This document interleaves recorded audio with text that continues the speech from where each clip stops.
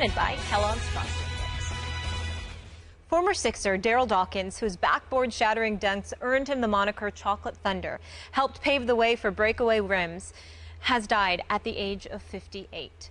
The Lehigh County, Pennsylvania coroner's office said Dawkins died Thursday morning at a hospital. No cause of death was immediately announced.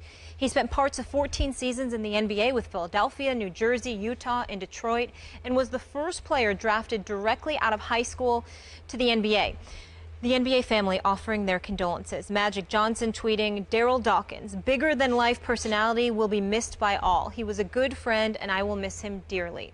Carl Anthony Towns writing, "I'm going to miss you so much, Uncle Darryl. There will never be another Chocolate Thunder. Love you so much. Going to miss you so much."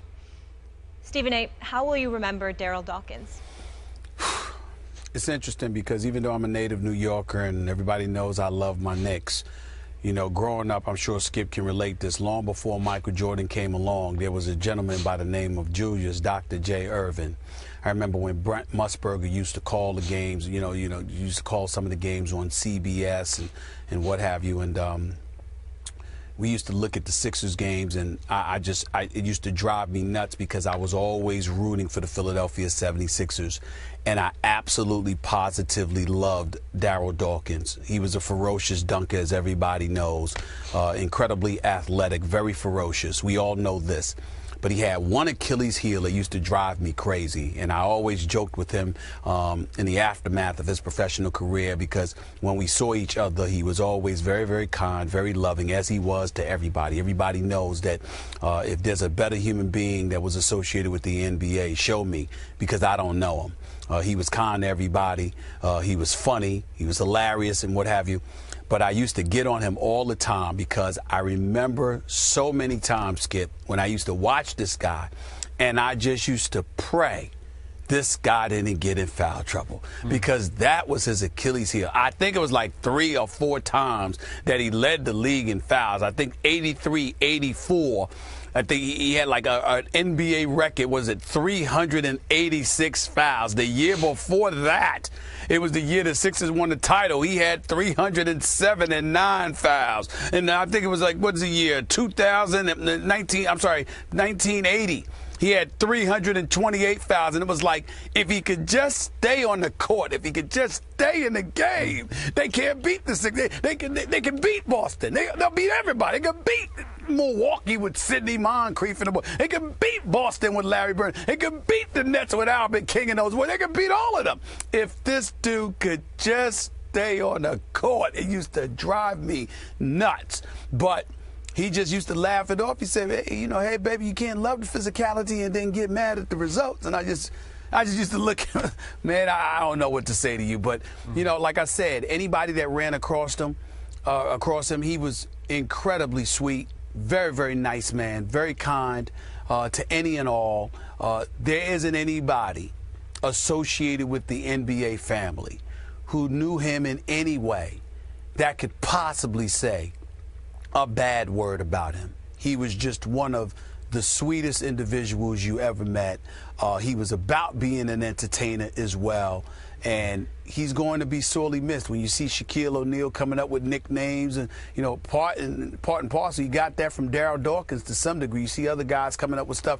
And Darryl Dawkins had a lot to do with that Lovetron and all of that stuff. That's what he's from, Planet Lovetron. Yep. It just made you laugh constantly, and anytime you were around him, you couldn't help but smile because he had that kind of effect on you. So he's definitely going to be missed. Anytime you lose members of a family, of a fraternity that had that kind of personality, that magnetic personality, they're going to be missed, especially when you were as kind, as sweet as he was. I feel very, very sorry for his family, because if he was that way with us, imagine how wonderful he was to them, and imagine how much pain that they're in today for losing him. So my heart goes out to all of them.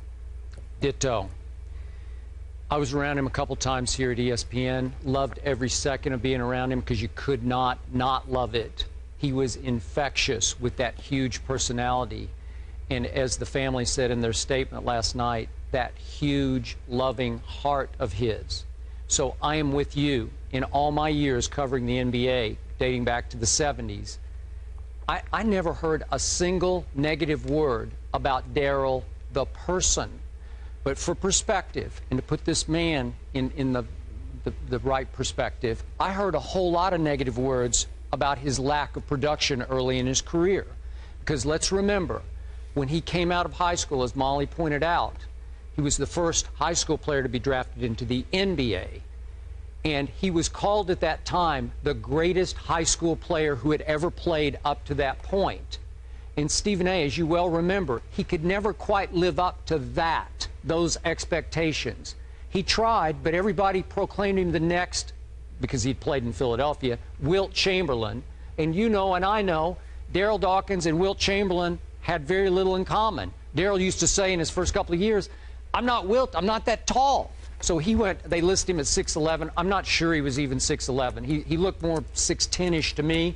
Wilt was 7'1", as you remember, Stephen A., even though it's a little before your time, he was a long 7'1". He was a track star at Kansas, was Wilt, and an extraordinary basketball player. We look at the numbers Wilt put up and we say, that's impossible. Could he do that today? Probably not quite that, but he did it then. And Darryl couldn't live up to that. And yet, what I loved the most about him was he never let that drag him or beat him down. And to deflect all that, to work through it, he used humor.